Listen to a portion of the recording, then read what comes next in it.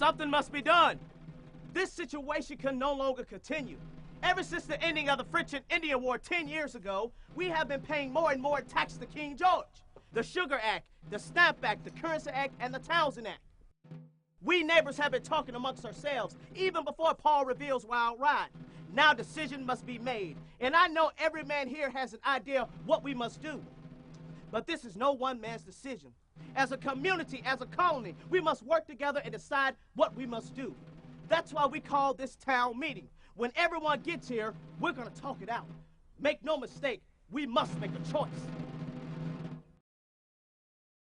New England has no more right to take my property without my consent as I have to take yours. It is morally wrong to disobey a government. It is our Christian duty to show obedience to authority. We are Christians and we are British subjects. Therefore, when we disobey British law, we disobey God. But these laws are intolerable. Now, we have tried to reason with King George. We've done everything that could be done to avert this storm which is now coming on. We've petitioned, we've argued, we've begged, we've prostrated ourselves before the throne. But the king himself, along with the ministry and parliament, is usurping the rights and privileges of colonists in this country. Now, since the House of Burgesses was created in 1619 in Jamestown, we have had a voice in the form of our colonial assemblies. But during the last 12 years, Britain has taken greater and greater steps to control America. Perhaps the solution is not to seek agreement with the king, but to seek our rights in another branch of government, the Parliament. Scotland is partially independent, yet they have a voice in the Parliament. If we can convince Parliament to recognize the authority of the Continental Congress, then make a accommodation that says any new law must have the approval of both the Parliament and our colonial assemblies to be ratified. We can discuss this on the way to the meeting.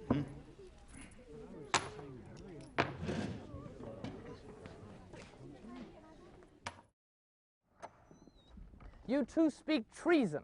We cannot possibly break with England. Honor, religion, and family prevented, not to mention the British Army. Nor can we simply demand our own parliament. Based on what right? It upsets all the traditional rights and powers of colonial governments. That is the problem.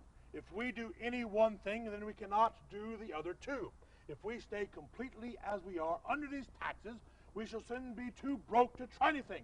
But if we join with New England, then we are in open rebellion. We cannot even then begin to try to negotiate diplomatically with the Parliament. Joseph, you aim for the middle ground, but I fear nothing should be gained from either side that way. I do not aim for the middle ground. James, our friend, says we must stay exactly as we are, forever loyal British subjects. You say we must be our own nation. I say we should be a part of Great Britain, but a separate part. We should have our own parliament. We cannot be our own state.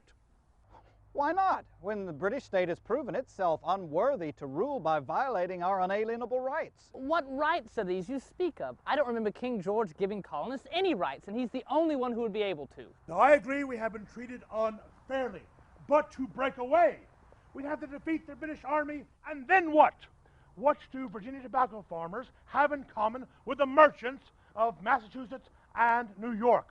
Would we be 13 individual states, none of which have the ability to stand alone?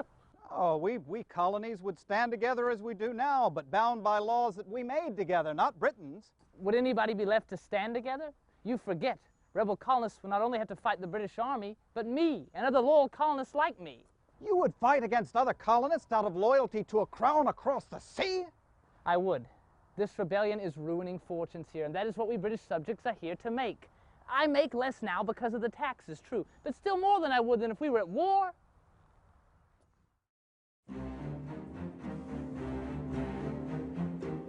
Both your plans will result in bloodshed.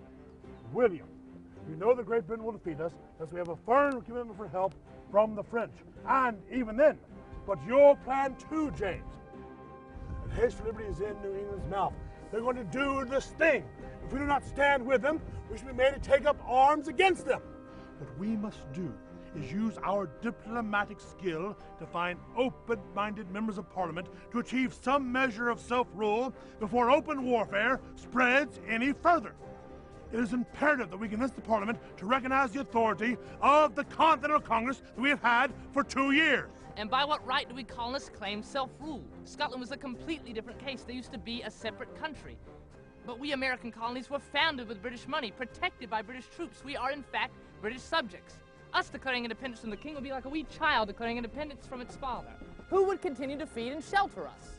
What are you talking about? King George has none of a father's concern for his child. Why, he sees us as slaves, sent here to work this new land, to send gold back to pay for his wars.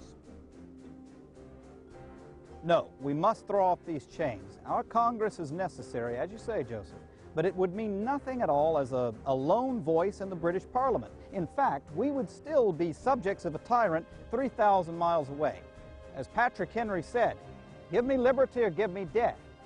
We have a chance at liberty, and neither of you even want to try for it? What you call a chance at liberty, I call a chance to get ourselves hanged. Our choice is not easy, because so much is uncertain. What we must decide now is what we hold most valuable.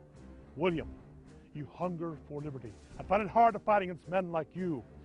But James, you stand for king and tradition. I find it hard to fight against you, too.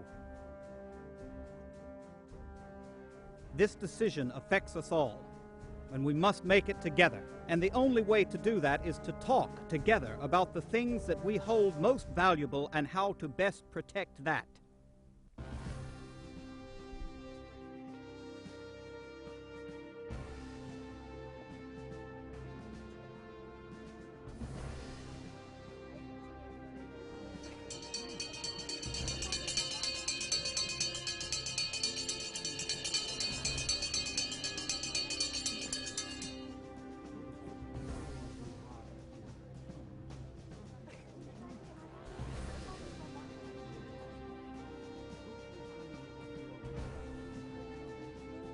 Ah, gentlemen. We have been waiting for you. Let our meeting begin. There is a historic decision to be made today,